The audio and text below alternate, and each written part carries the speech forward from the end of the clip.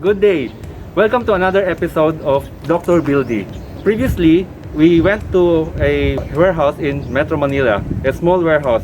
But right now, we're in Giginto, Bulacan, and we will show you a big warehouse.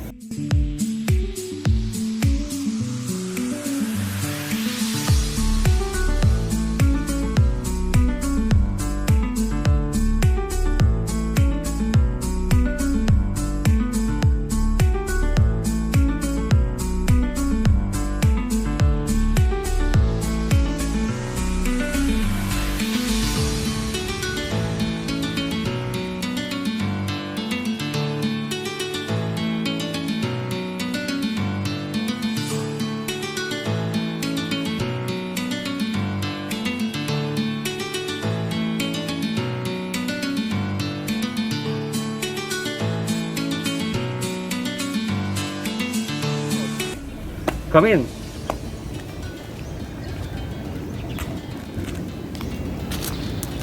So, as you can see, this warehouse is around 2,000 square meter area. You could see the high beams on the side that supports the ceiling, so there will be no post in between. We have warehouse so that you can maximize all the space without the beams in between. And on the ceiling, you can see a natural light.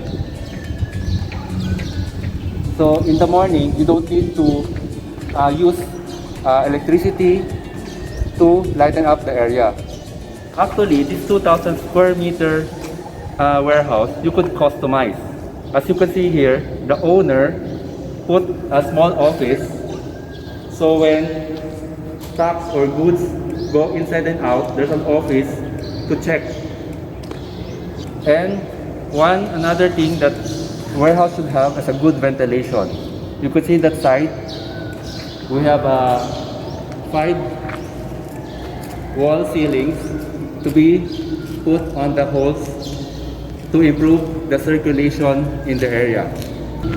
For this warehouse, the owner also put a door so they could access the other side of the warehouse. And even the walls are waterproof to prevent all the water coming in.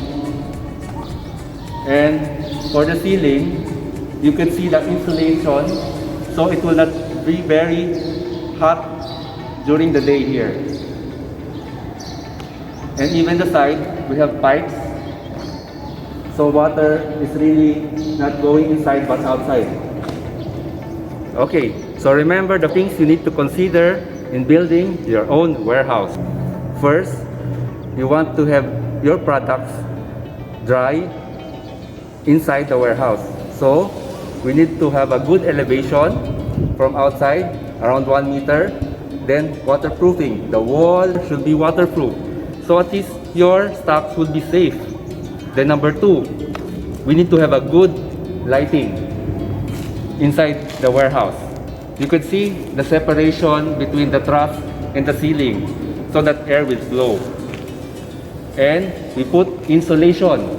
That silver is actually insulation, so it will not be very hot in your warehouse. So number 3, the ventilation. So it should not be very hot in your warehouse. You could see the holes in the warehouse. We will put fan so the air will not be suffocated inside the warehouse, right? And number 4, security. When your stock is all dry in your warehouse, you should have a secured warehouse. So as you can see, the gates are very thick, so it's very secure. So there's 4 things that we need to have in a warehouse. Guys, another things to consider when investing for a warehouse. Location. Actually, we just came from Quezon City and it just took us 30 minutes.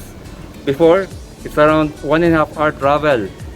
So, and the government is planning to build a nearby airport. And another thing, the minimum wage here is still provincial rate compared to Manila. If you're looking for a property investment, go to Bildy. And if you like our video, please like and subscribe Bildy.